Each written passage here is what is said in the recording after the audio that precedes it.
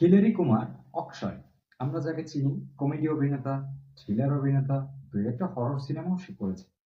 কিন্তু আমাদের যারা সাধারণ পাবলিক আমরা আছি, অক্ষয় কুমারকে সবসময় আমরা ফানি মুভি দেখতেই পছন্দ করি এবং তাকে ফানি মুভিতেই সবথেকে বেশি মানায়। বিশেষ করে এখনো 'ভাগম ভাগ' বা 'ফির হেরাফেরি' অথবা 'হেরাফেরি', 'দে দেনা দেন' এই টাইপের মুভিগুলো থেকে আমরা বেশ কিছু রিলস এবং টিকটকে এখনো আমরা ক্লিপগুলো দেখতে পাই।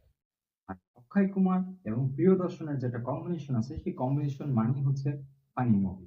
তো এবার আমি যে মুভিটি নিয়ে আলোচনা করব সেটা হচ্ছে 'ভূত বাংলা'। 'ভূত বাংলা' মুভিটা আসলে কেমন হলো? আপনাদের দেখা উচিত কি উচিত নয়? বা দেখলেও টাইমটা ওয়েস্ট হবে কিনা? এই বিষয়গুলো নিয়ে আপনাদের মাঝে আমি একটু ডিসকাস করতে চাচ্ছি। অক্ষয় কুমারের 'ভূত বাংলা' যেটি ২ দিন আগে রিলিজ হয়েছে গত শুক্রবার। সেই মুভিটি এখন পর্যন্ত বক্স অফিসে কালেকশন করেছে ৭০ কোটি প্লাস এবং IMDb তে রেটিং রয়েছে আজকের দিন পর্যন্ত ৭.৫, যেটি কিন্তু মোটামুটি ভালোই। ক্রিটিক্স থেকে শুরু করে যারা মোটামুটি রিভিউ দেয় পাবলিক, তারা কিন্তু এই মুভিটাকে ভালোই বলছে। আমি আমার পার্সোনাল অভিজ্ঞতা থেকে যদি বলি, এই মুভির ১ম অংশ অর্থাৎ ইন্টারভেল এর আগ পর্যন্ত আপনি কমেডি গুলো খুব ভালো করেই ফিল করতে পারবেন এবং বেশ কিছু নস্টালজিয়া ডায়ালগ তারা ওখানে ইউজ করেছে। প্রিয়দর্শনের আগের সিনেমার আমরা কিছু ডায়ালগ সেখানে দেখতে পাই। আপনি যে মুভির সাথে টোটালি কানেক্টেড হতে পারবেন না, বিষয়টা কিন্তু তেমন মোটেই নয়।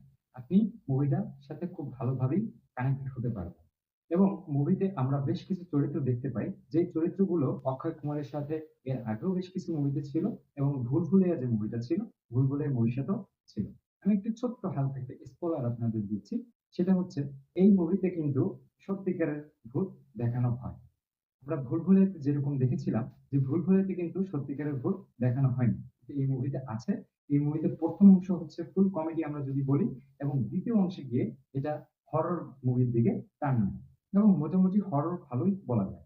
আমি শুরু থেকে শেষ পর্যন্ত মোটামুটি ভালোই কানেক্টেড দেখছি এবং আপনারাও থাকতে পারবেন বলে আমার ধারণা। এবার একটু গল্পের ধারণা দিই। বদ্রীশ্বর নামে ছোট্ট একটি গ্রাম, যেই গ্রামে এর ভুল ভুলাইতেও আমরা যেই বাড়িটি দেখতে পেয়েছি, এখানেও বাড়িটি সেমই দেখানো হয়েছে। এই গ্রামে কারোই বিয়ে হয় না। বিয়ে কেন হয় না? বিয়ে হলেই নাকি বর যাত্রীকে উঠিয়ে নিয়ে যাওয়া হয়। এই উঠিয়ে কে নেয়? এবং আসলেই এখানে অক্ষয় কুমারের যে বোন থাকে, সেই বোনের বিয়ের জন্য এখানে সবাই চলে আসে।